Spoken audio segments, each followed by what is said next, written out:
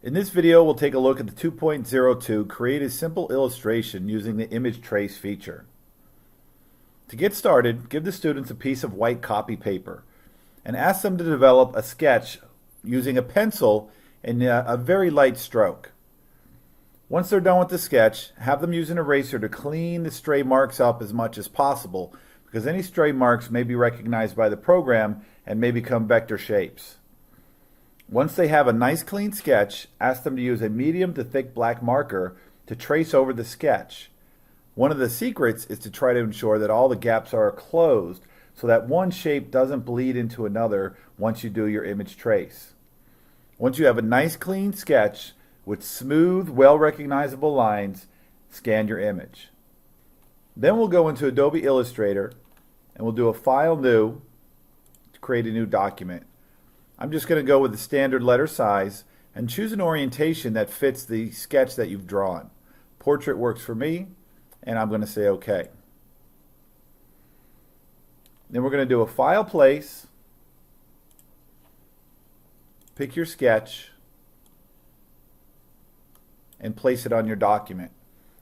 Now you notice that this sketch is much more complicated than the one I used previously when we were learning the pen tool. Because the program is going to do the work for us, it should be able to have all the different parts that are available here.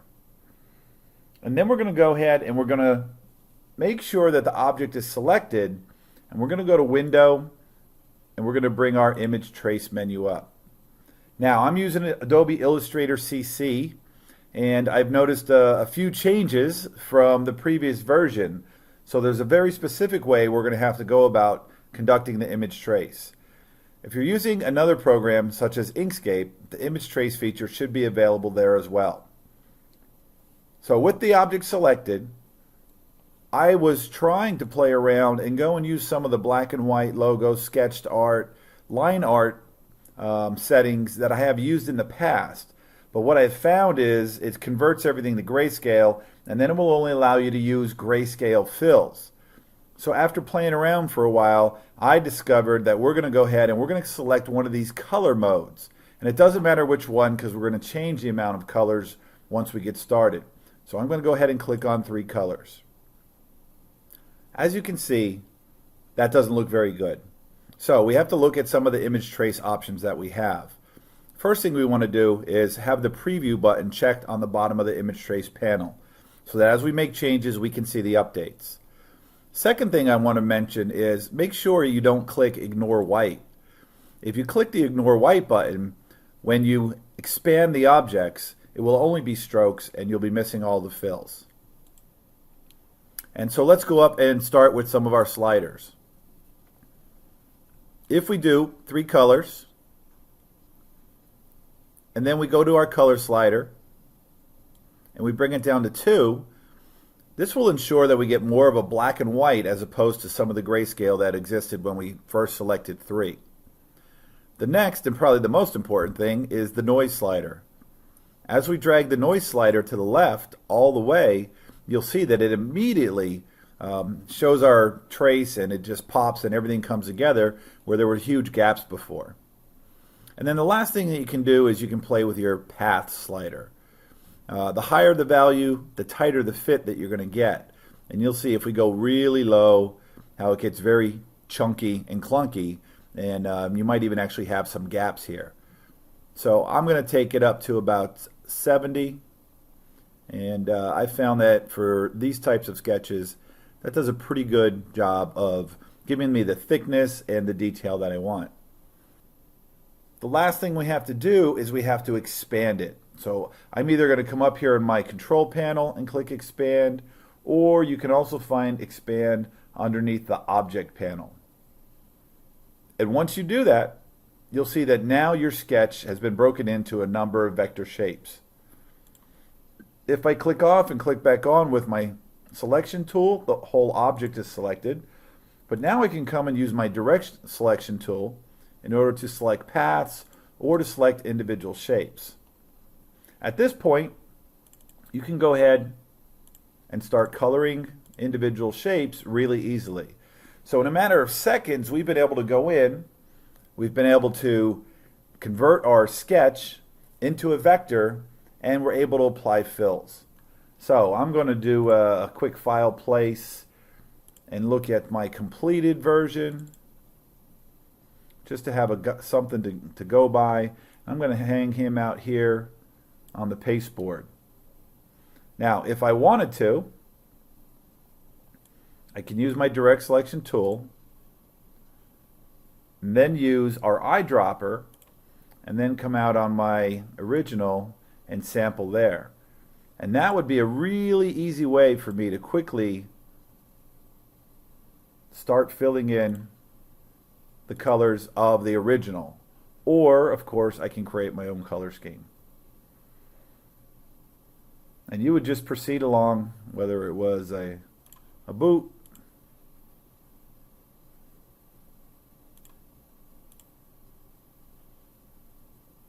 second boot, and so on and so forth. If you are using Adobe Illustrator, there is one other feature I would like to show you. I'm going to Control Z and undo all the colors that I put in there, and I'm going to select my object. So one of the other features that Adobe Illustrator has is something called Live Paint. So if I have my object selected, and then I go up to the Object menu, and I come down to Live Paint, there's a command that says Make.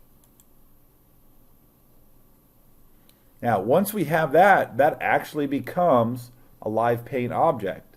So as I deselect here, and then I'm going to come down on my tool panel, about halfway down, probably have the shape builder up, click and hold on that, and get the Live Paint bucket. So with the Live Paint bucket, we're actually now able to go in, and as I hover over different pieces, you'll see that it highlights just that piece. I'm going to go ahead and use my eyedropper to select, say, the brown of the shoes.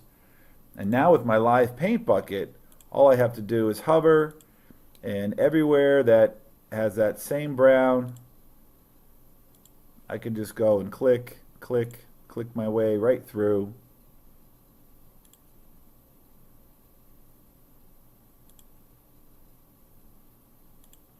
And for demonstration purposes, I'm just going to grab the green real quick, back to my Live Paint bucket, so we can get some color going in here, so we can see how quickly and how easily we can add our fill colors. Grab the light brown, back to our Live Paint bucket,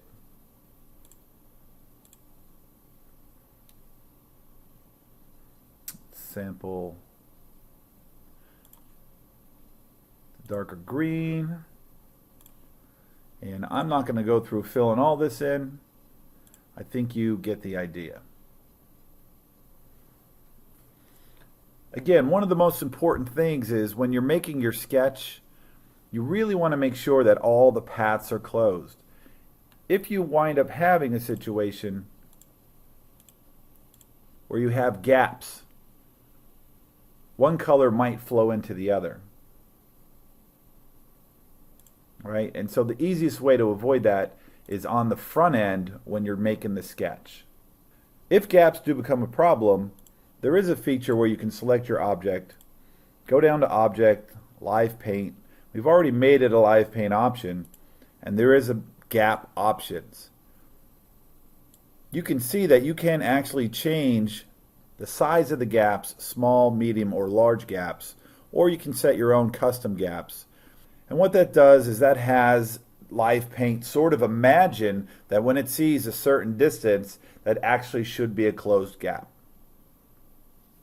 We're not going to get into the gap option. I thought it was worth mentioning because we did a good job on our original sketch. Just going to go add a few more colors.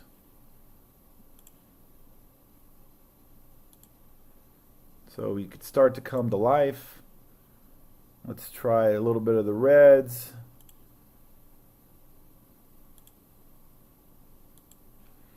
And then, of course, we'll want to zoom in where appropriate.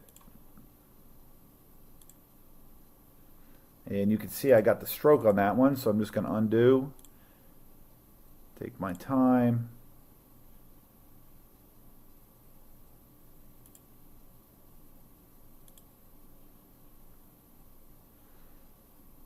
out, back out.